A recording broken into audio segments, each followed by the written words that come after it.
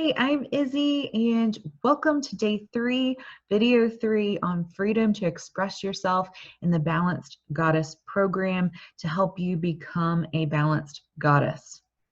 This is all about you finding your voice, you being comfortable in your own body, you being able to express yourself and feel free and not constricted, restricted. This is so important, and this is a huge overarching component with the entire Balanced Goddess program, because often us women particularly are constantly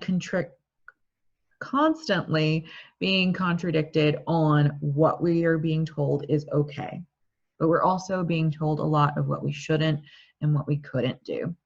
And so this is designed to help you step into your goddess, to step into your higher self. And as we channel that, we have to recognize that a goddess is a divine creature, and you are a divine creature. And as you rise into that energy, as you discover your mission and your purpose and the love that is within you that needs to be shared throughout the world in whichever ways is your purpose for being here. And we do all have a purpose. We all have gifts that need to be shared. And if we're restricting those because of what society tells us or what our parents have told us or siblings or whoever it else might be, most likely that was told to us when we were a small child. And we can now escape that by rising up and ascending to our goddess throne, by developing ourselves personally and spiritually. And so freedom to express yourself. What does that mean? Well, freedom. Freedom, again, is what we've been talking about in these past 2 mini lectures, is that freedom is when we come into oneness, when we release all of the strings, the attachments, the restrictions, the weights, and we allow ourselves to open up, and we're opening up to love and abundance. And to be able to express ourselves, expression is a form of passion. And as we work through our chakras within the yoga postures, we can also work with the chakras on a more mental and subconscious level as well, saying like, how do I want to express myself in other ways?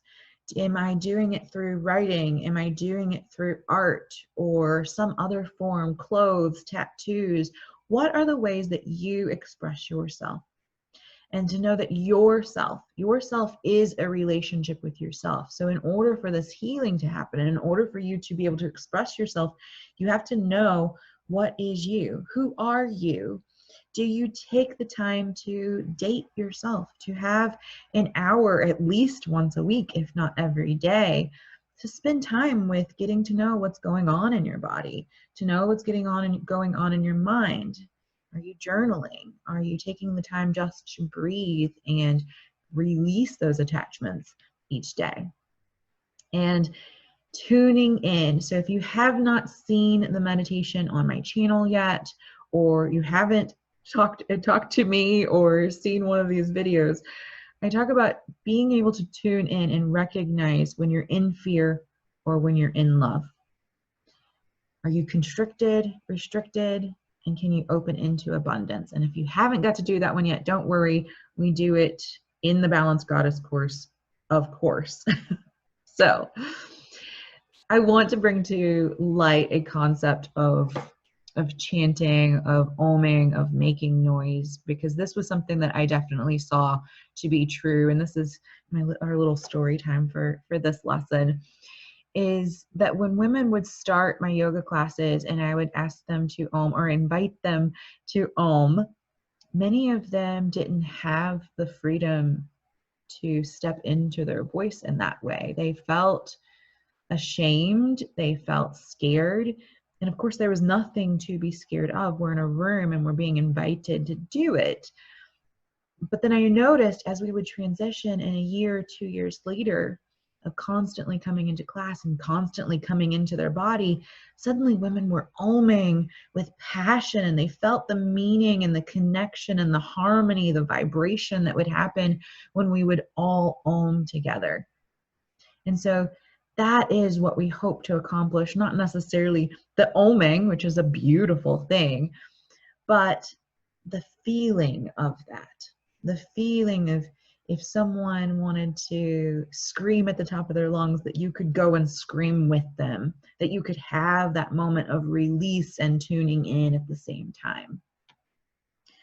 And so that is our story. I know my story personally, I was the same way. I felt very restricted and constricted, and I didn't often express myself.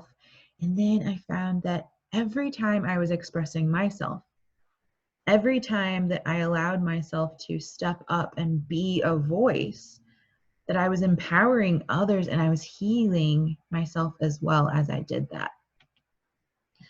So all of this comes down to coming back to oneness. And this is what we do in Savasana.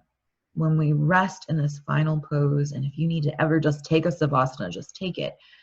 We release the constriction. We allow ourselves to open up. And when we open up, we melt into a puddle on the floor, but we're also opening up, and we feel like we lose ourselves. And what is 5 minutes can feel like an eternity. And we're like, oh my gosh, I fell asleep in yoga class. And it was really like, you were only out for 2 minutes. It's okay. But we had this pure bliss. We came into our oneness that's already within us.